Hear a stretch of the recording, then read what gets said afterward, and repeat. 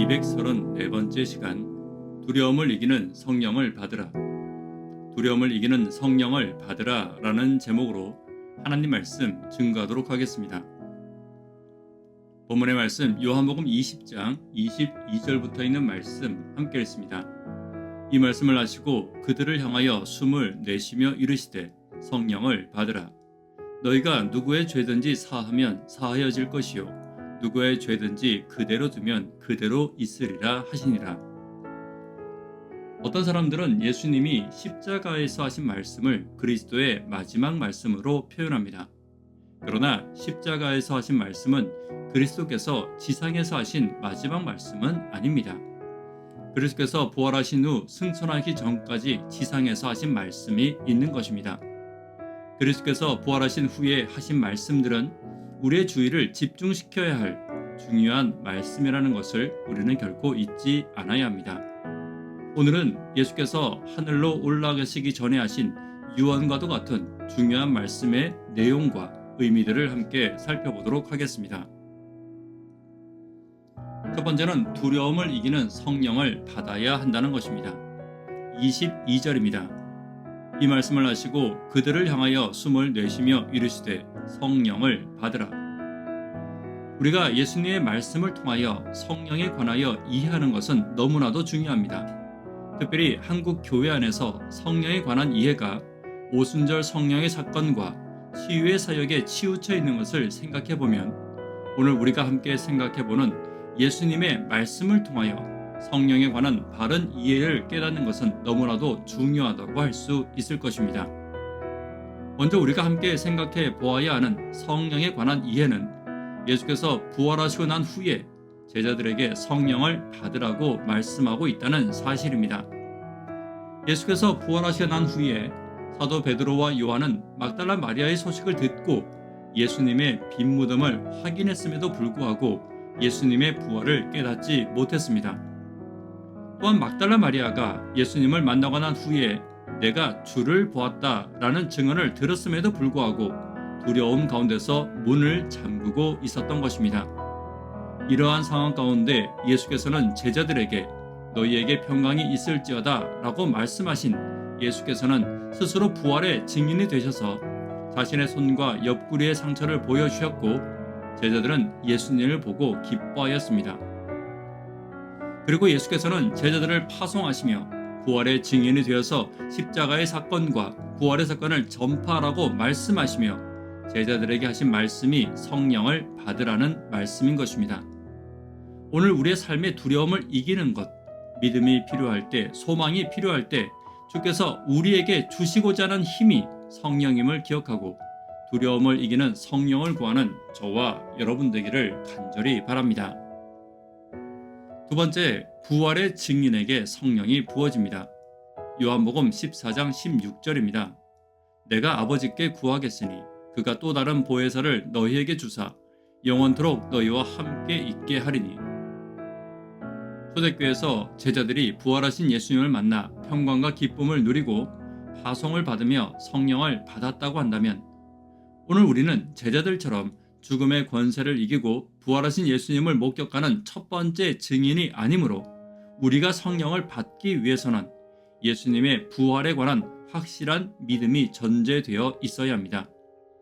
새 언약이신 예수께서 화목제물로 이 땅에 오셔서 십자가 위에서 우리의 죄를 용서하시고 부활하심으로 우리를 의롭게 하셨는데 이 예수를 믿고 기뻐하는 제자들에게 예수께서 주시는 선물이 바로 성령이고 그 성령은 지금 우리와도 함께 하시는 것입니다. 그렇다면 우리들은 예수께서 제자들에게 말씀하시고 계신 메시지를 이렇게 해석할 수 있을 것입니다. 제자들이 부활하신 예수님의 소식을 듣고도 두려워하며 문을 잠그고 있었지만 부활하신 예수께서 찾아오셔서 평강과 기쁨을 허락해 주시며 증인으로 파송하셨습니다. 그러면서 말씀하신 내용이 성령을 받으라인데 성령은 제자들이 지속적으로 평강과 기쁨을 누리고 증인의 삶을 살아갈 수 있도록 돕는 역할을 하시는 것입니다. 그러므로 성령은 예수님의 부활의 사건을 믿는 자들에게 주시는 선물이며 성령은 우리가 부활의 증인의 삶을 살아갈 때 우리와도 함께 하시는 것입니다. 결과적으로 성령은 믿음과 연결되어져 있습니다. 그래서 사도 바울은 갈라디아 교인들을 책망하며 갈라디아 3장 1절과 2절에 이렇게 말씀하고 계시는 것입니다. 어리석도다 갈라디아 사람들아, 예수 그리스도께서 십자가에 못 박히신 것이 너희 눈앞에 밝히 보이거늘 누가 너희를 꾀드냐? 내가 너희에게서 다만 이것을 알려 하노니 너희가 성령을 받은 것이 율법의 행위로냐 혹은 듣고 믿음으로냐?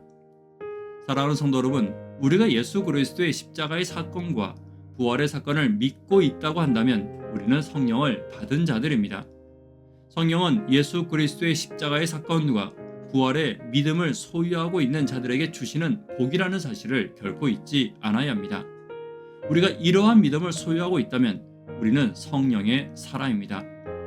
이제 성령의 사람으로서 부활의 예수님의 증인이 되어 복음을 증거하는 삶을 살아가는 저와 여러분 되기를 간절히 바랍니다. 세 번째, 성령의 능력은 성도를 성도되게 함을 기억해야 합니다. 23절입니다. 너희가 누구의 죄든지 사하면 사하여질 것이요 누구의 죄든지 그대로 두면 그대로 있으리라 하시니라. 이것은 교회가 복음을 선포하고 그 복음을 믿음으로 죄를 회개하는 자들에게 죄사함을 선포하며 불신하는 자들에게는 그 죄가 남아있음을 선포하는 권세를 말하고 있는 것입니다. 여기서 우리가 주의할 것이 있다면 인간의 임의로 죄를 용서하는 것이 아니라 성령의 감동과 복음의 진리를 따라 선포하는 권세임을 결코 잊지 않아야 합니다.